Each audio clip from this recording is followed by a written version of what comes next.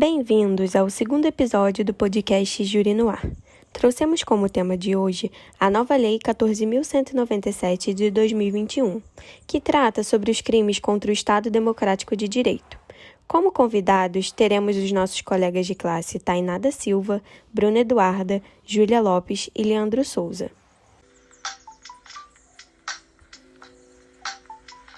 Bom dia a todos, eu sou a Tainá e vou introduzir brevemente o tema objeto do nosso trabalho, que é um podcast produzido por Diego Nunes sobre a nova Lei dos Crimes contra o Estado Democrático de Direito. Bem, a Lei 14.197 de 2021, conhecida como Nova Lei dos Crimes contra o Estado Democrático de Direito, foi responsável por revogar a antiga Lei de Segurança Nacional. A nova lei tramitou durante 30 anos no Congresso Nacional, somente sendo aprovada pelos deputados em maio e pelos senadores em agosto desse ano. Essa lei dispõe sobre os crimes contra a soberania nacional, sobre a instrução democrática, sobre o processo eleitoral e sobre a sabotagem contra o funcionamento de serviços essenciais, sendo este último referente aos meios de comunicação ao público ou serviços destinados à defesa nacional, dentre outros. A Lei 14.197 foi publicada no dia 2 de setembro de 2021 e entrará em vigor após decorrido 90 dias de sua publicação. Entre os tipos penais abordados na lei estão presentes o atentado ao direito de manifestação e a comunicação enganosa em massa, mais especificamente as chamadas fake news, gerando assim um maior controle na disseminação de mentiras. A partir disso, eu vou passar a palavra para minha colega Eduarda, e ela vai falar sobre os vetos do presidente da República. Eu sou a Eduarda e eu vou falar um pouco sobre os vetos do presidente da República na Lei 14.197 de 2021, conhecida como Lei dos Crimes contra o Estado Democrático de Direito. O presidente da República interpôs 4 vetos sobre a referida lei.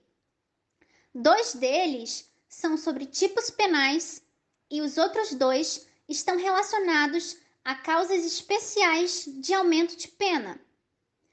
Os tipos penais que foram vedados são a comunicação enganosa em massa, as famosas fake news e o atentado ao direito de manifestação. Em relação ao veto sobre a comunicação enganosa em massa, segundo o presidente da República, a redação do artigo não especificava se a punição seria para quem gera ou para quem compartilha a notícia falsa, de modo a ensejar dúvida se o crime seria continuado ou permanente, ou até mesmo se haveria uma espécie de tribunal da verdade para definir o que seria entendido como inverídico a ponto de constituir um crime punível. A expressão Tribunal da Verdade, utilizada pelo presidente, se mostra um tanto quanto incoerente, porque o tipo penal tem uma finalidade especial de agir, que é a rigidez do processo eleitoral, colocando as formas que se podem realizar esse tipo de disseminação de mensagem. Quanto ao veto em relação ao crime de atentado ao direito de manifestação, de acordo com o presidente, haveria dificuldade para caracterizar o que viria a ser uma manifestação pacífica. É importante ressaltar que a retirada desse delito gera um problema importante que deve ser levado em consideração, pois esse delito ia trazer a possibilidade do cidadão expor suas ideias em compatibilidade ao Estado Democrático de Direito e à Constituição Federal e ser protegido quando houvesse excessos, seja por meio da atividade policial de controle ou mesmo por conta de eventuais grupos políticos rivais.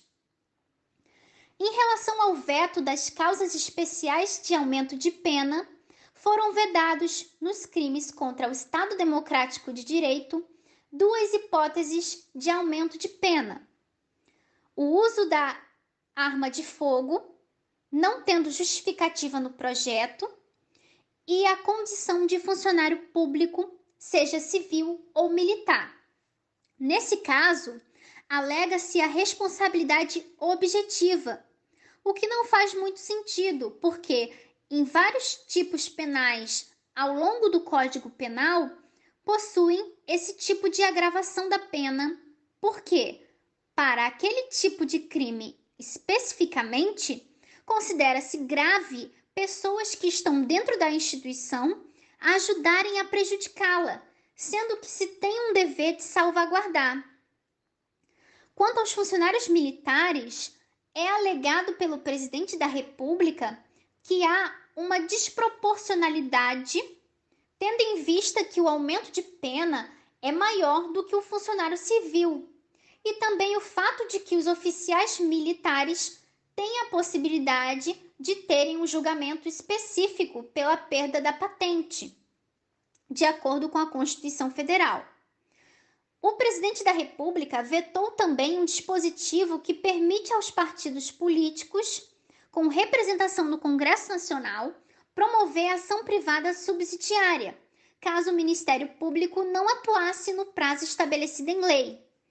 A previsão vale apenas para os crimes contra as instituições democráticas no processo eleitoral.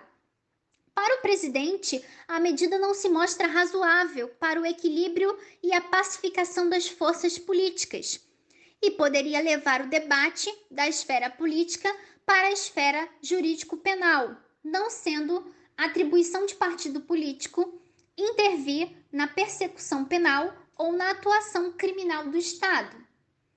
Agora eu passo a palavra para minha colega Júlia, que vai falar um pouco sobre competências. Bom dia a todos, me chamo Júlia e estarei abordando as competências sobre os crimes políticos. Bom, os crimes considerados federais são julgados em primeira instância pela Justiça Federal e, após, são analisados em segunda instância pelo Supremo Tribunal Federal, sendo investigados pela Polícia Federal.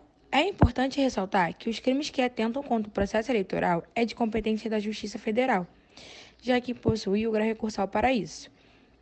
Já os crimes de incitação e contra a honra são descritos como os tipos penais, assim não são remetidos a competências de justiça eleitoral. É descrito no artigo 109, inciso 4 da Constituição Federal de 1988, que os crimes políticos e as infrações penais praticadas em detrimento de bens, serviços ou interesses da União ou de suas entidades autárquicas ou empresas públicas são excluídas as contravenções e ressalvada a competência da Justiça Militar e da Justiça Eleitoral. Apenas é cabível, nessa situação, o recurso ordinário constitucional de competência do STF. Ou seja, trata-se, portanto, de um interessante caso no qual uma sentença de juiz federal é apreciada diretamente pelo STF em grau de recurso. Vale ressaltar que o STF funcionará como Tribunal de Apelação, de acordo com o artigo 102, inciso 2 da Constituição Federal, sobre a sentença condenatória ou absoluta proferida. Ou seja, ele poderá, inclusive, reexaminar as provas. Assim, eu passo a palavra de conclusão para o meu amigo Leandro. Bom dia a todos, sou o aluno Leandro e darei continuidade à apresentação do grupo por via de conclusão sobre o tema da nova lei de crimes contra o Estado Democrático de Direito. Após a apresentação dos demais integrantes do grupo, resume-se que o principal intuito é proteger o Estado Democrático de Direito. Assim, a lei trata dos crimes contra a soberania nacional, dos crimes contra instituições democráticas, dos crimes contra o funcionamento das instituições democráticas e dos serviços essenciais, dos crimes contra a autoridade estrangeira ou internacional e dos crimes contra a cidadania. Por fim, suas competências que levam aos crimes políticos, a competência originária por julgamento em Justiça Federal, mas posteriormente, em via de recurso ordinário, irá ao Supremo Tribunal Federal, que fará o julgamento das apelações. Sabendo que é um crime federal, fica a encargo da investigação à Polícia Federal. Assim, encerrando a nossa apresentação, chega ao fim o segundo episódio do podcast Júri no Ar. Agradecemos a todos pela atenção e por nos ouvirem. Desejamos um ótimo dia a todos. Muito obrigado.